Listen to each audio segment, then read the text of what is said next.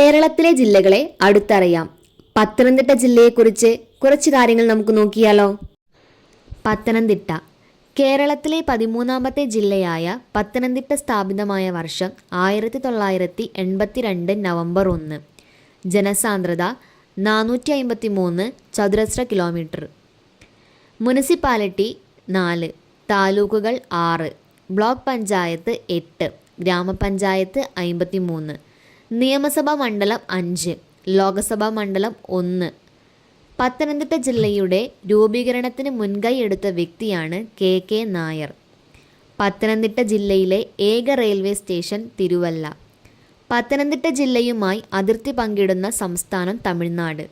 തെക്കൻ കേരളത്തിലെ ഏറ്റവും പ്രായം കുറഞ്ഞ ജില്ലയാണ് പത്തനംതിട്ട. മുഴിയാർ ഡാം സ്ഥിതി ചെയ്യുന്ന ജില്ല പത്തനംതിട്ട.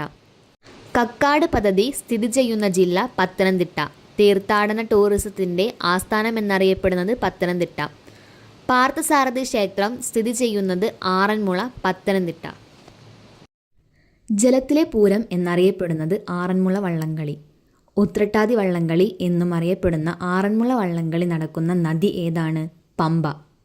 നീളത്തിൽ 3ാം സ്ഥാനത്തുള്ള നദിയാണ് പമ്പ. 176 കിലോമീറ്ററാണ് പമ്പയുടെ നീളം. പത്തനംതിട്ട ജില്ലയിലെ ജലവൈദ്യുത പദ്ധതി ശബരിഗിരി. ശബരിഗിരി പദ്ധതി സ്ഥിതി ചെയ്യുന്ന നദി പമ്പ, പത്തനംതിട്ടയിലെ. മധ്യ തിരുവിതാംകൂറിലെ ജീവനാഡി എന്നറിയപ്പെടുന്ന നദിയാണ് പമ്പ. AD 52 സെൻറ് തോമസാൽ നിർമ്മിക്കപ്പെട്ടു എന്ന് വിശ്വസിക്കുന്ന നിരണം പള്ളി സ്ഥിതി ചെയ്യുന്നത് പത്തനംതിട്ട.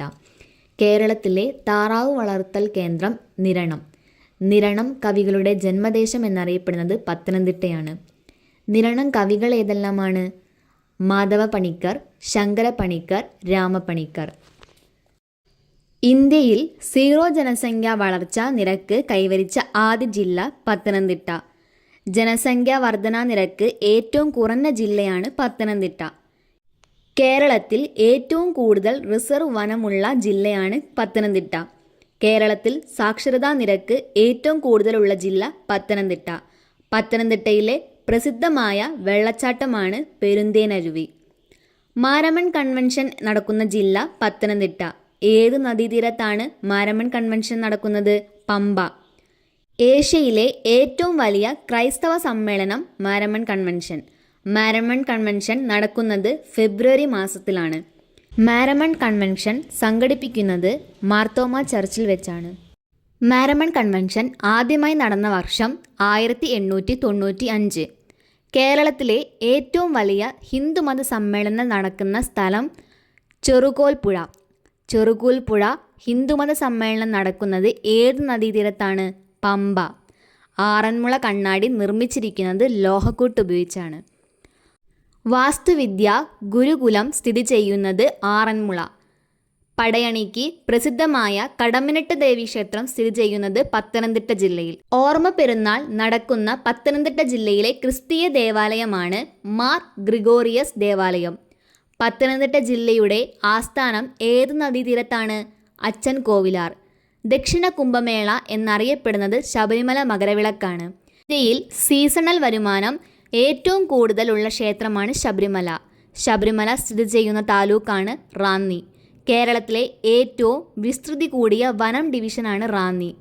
വേലുത്തമ്പി ധവളയുടെ അന്ത്യം കൊണ്ട് ചരിത്രപ്രസിദ്ധമായ സ്ഥലമാണ് മണ്ണടി.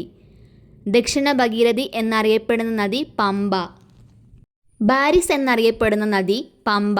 സരസകവി മൂലൂർ പത്മനാഭ പണിക്കരുടെ സ്മാരകം സ്ഥിതി ചെയ്യുന്നത് ഇലവുംതിട്ട. ചെങ്ങറ ഭൂസമരം നടക്കുന്ന ജില്ല പത്തനംതിട്ട. മണിയാർ ജലവൈദ്യുത പദ്ധതി സ്ഥിതി ചെയ്യുന്നത് പത്തനംതിട്ട. പത്തനംതിട്ട ജില്ലയിലെ ഏക ഹിൽ സ്റ്റേഷനാണ് ചരൽക്കുന്ന്. കേരളത്തിലെ ഏക പക്ഷിരോഗ നിർണയം ലാബാണ് മഞ്ചാടി. മധ്യ തിരുവിതാംകൂറിലെ ജീവരേഖ എന്നറിയപ്പെടുന്ന റോഡ് TK റോഡ്. മുഴുവൻ പൂത്തു നിൽക്കുന്ന കണിക്കൊന്നയുള്ള പത്തനംതിട്ട ജില്ലയിലെ പുരാതന ക്ഷേത്രമാണ് ആനിക്കാട്ടിലമ്മ ക്ഷേത്രം. ആനക്കൂട് സ്ഥിതി ചെയ്യുന്ന സ്ഥലം കോന്നി. കോന്നി ആനക്കൂട് സ്ഥാപിതമായത് 1942. കോന്നി ആനക്കൂട് നിർമ്മിക്കുന്നതിനായി ഉപയോഗിച്ച മരമാണ് കമ്പകം. കോന്നി ആനത്താവളത്തിലെ കുറിച്ച് പ്രതിപാദിക്കുന്ന പുസ്തകമാണ് ഐതിഹ്യമാല. പോർച്ചുഗലിന് ഭാരതത്തിൻ്റെ സമ്മാനമായി കോന്നി ആനക്കൂട്ടിൽ നിന്നും നൽകിയ ആനയാണ് സംയുക്ത. ഗവി ഇക്കോ ടൂറിസം പദ്ധതി നടപ്പിലാക്കുന്ന ജില്ല പത്തനംതിട്ട. ആനയുടെ മുഴുവൻ അസ്ഥിയും പ്രദർശിപ്പിച്ചിരിക്കുന്ന കേരളത്തിലെ ഏക മ്യൂസിയമാണ് ഗവി മ്യൂസിയം. കോന്നിയിലാണ്. കരിമ്പ് ഗവേഷണ കേന്ദ്രത്തിലെ ആസ്ഥാനമാണ് തിരുവല്ല. ട്രാവൻകൂർ ഷുഗർ ആൻഡ് കെമിക്കൽസിൻ്റെ ആസ്ഥാനം തിരുവല്ല. മന്നൻ ഷുഗർ മില്ലിൻ്റെ ആസ്ഥാനം Pandalam. Kerala Institute of Folklore and Folk ആർട്സിൻ്റെ ആസ്ഥാനം മണ്ണടി.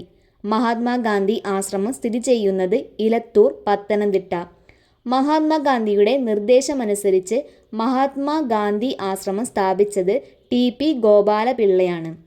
1941 സ്ഥാപിച്ചത്. ഖാദി തുണിത്തരങ്ങളുടെ വിപണനത്തിന് വേണ്ടി T. ഗോപാലപിള്ള രൂപീകരിച്ച പദ്ധതിയാണ് 1 പൈസ നിക്ഷേപം.